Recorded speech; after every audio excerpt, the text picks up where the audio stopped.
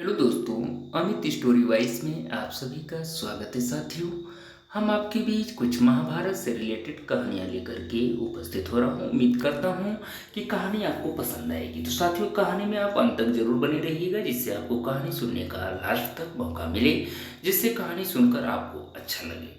साथियों, कहानी में आगे बढ़ने से पहले चैनल पर नए हो तो उम्मीद करता हूँ कि चैनल को सब्सक्राइब करना नहीं भूलेंगे। बेल आइकन को साथियों जरूर प्रेस करिएगा, ताकि हम आपके बीच ऐसे ही कहानियां लेकर के हर समय उपस्थित होता रहूं, जिससे आपको कहानी सुनकर आनंद मिलता रहे। तो चलिए कहानी में हम आगे बढ़ते हैं। विस्तृत जानकारी आप सभी साथियों के लिए साझा करते हैं। साथियों, आज का कॉन्सेप्ट है कि गहरी दोस्ती के बाद भी क्यों द्रोणाचार्य ने लिया द्रुपद से बदला, तो इस शिष्य ने दिया साथ।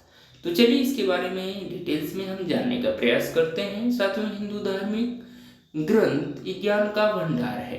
इन्हीं में से एक महर्षि वेदव्यास द्वारा रचित महाभारत ग्रंथ भी है। साथियों, द्रोणाचार्य जो है महाभारत के एक महत्वपूर्ण पात्र रहे हैं, जो पांडवों और कौरवों दोनों के ही गुरु थे। द्रोणाचार्य जो है ऋषि भारद्वाज तथा घृताची नामक अप्सरा के पुत्र थे। आज हम आपको महाभारत में वर्णित उनसे जुड़ी एक कथा बताने जा रहे हैं। साथियों, महाभारत ग्रंथ में ऐसी कई घटनाओं का जिक्र मिलता है जो व्यक्ति को अचरज में डाल सकती है। आज हम आपको महाभारत में वर्णित एक कथा बताने जा रहे हैं, जिसके अनुसार साथियों द्रोणाचार्य ने राजा द्रुपद से बदला लेने के लिए अपने शिष्यों का सहारा लिया। पक्के मित्र थे द्रुपद और द्रोण, यानी साथियों पांचाल नरेश का पुत्र द्रुपद और द्रोणाचार्य में गहरी दोस्ती थी। दोनों ने साथ ही शिक्षा प्राप्त की थी। आगे चलकर द्रोणाचार्य का विवाह जो है कृपाचार्य की बहन से हुआ। उसका एक पुत्र हुआ, जिसका नाम अश्वत्थामा रखा गया। वह अपने पुत्र से बहुत प्रेम करते थे, लेकिन गरीब होने के कारण साथियों वह अपने पुत्र की सही से देखभाल नहीं कर पाते थे। जब उन्हें पता लगा कि द्रुपद अब राजा बन चुका है, तो वो बहुत प्रसन्न हुए और अपने मित्र से मदद मांगने की सोची। साथियों, वह द्रुपद के पास पहुंचे और उनसे कहा कि मैं तुम्हारा बचपन का मित्र हूँ द्रुपद, क्या तुमने मुझे पहचाना? लेकिन राजगद्दी के मद में चूर राजा द्रुपद को द्रोणाचार्य का आना अच्छा नहीं लगा। तब उन्होंने द्रोण से क्रोध में आकर कहा कि ब्राह्मण सिंहासन पर बैठे हुए एक राजा के साथ एक दरिद्र प्रजाजन के साथ मित्रता कैसे हो सकती है। इन कठोर वचनों को सुनने के बाद द्रोणाचार्य बड़े लज्जित और क्रोधित भी हुए। तब उन्होंने निश्चय किया कि एक दिन मैं इस अभिमानी राजा को सबक जरूर सिखाऊंगा। जैसा कि साथियों, अंत में कौन जीता युद्ध, इसके बारे में हम जानकारी प्राप्त करते हैं।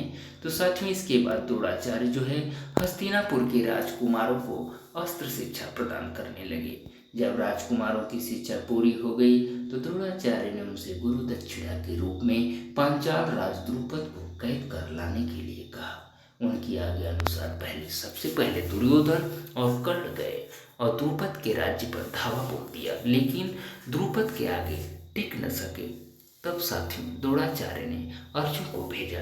अर्जुन ने पांचाल राज की सेना को तहस नहस कर दिया और राजा द्रुपद को उनके मंत्री सहित कैद करके आचार्य के सामने ला खड़ा किया।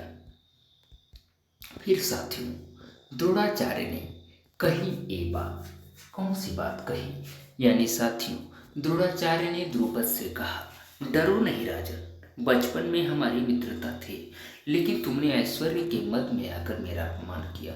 तुमने कहा था कि राजा ही राजा के साथ मित्रता कर सकता है, इसलिए मुझे युद्ध करके तुम्हारा राज्य छीनना पड़ा।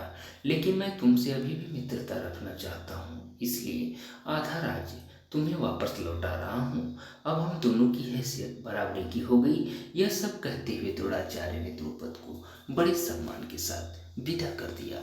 उम्मीद करता हूँ कहानी में अंत तक आप बने रहे होंगे। तो कहानी सुनकर आपको बहुत अच्छा लगा होगा, और साथियों कहानी अच्छी लगी हो तो कमेंट बॉक्स में कमेंट करके आप ज़रूर बताइए कि आपको कहानी कैसी लगी। कहानी अच्छी लगी हो तो आप सभी साथी चैनल को सब्सक्राइब करिएगा, बेल आइकन को प्रेस करिएगा, ताकि हम आपके बीच ऐसी महाभारत से रिलेटेड कहानियाँ लेकर के हर सदैव उपस्थित रहूँगा, जिससे आपको कहानी सुनने का हर समय मौका मिलता रहेगा और कहानी सुनकर आपको बहुत बहुत अच्छा लगेगा। तो चलिए आप सभी का हम अमित स्टोरी वाइज चैनल में बहुत बहुत स्वागत करते हैं। थैंक यू सो मच दोस्तों, ऑल ऑफ यू।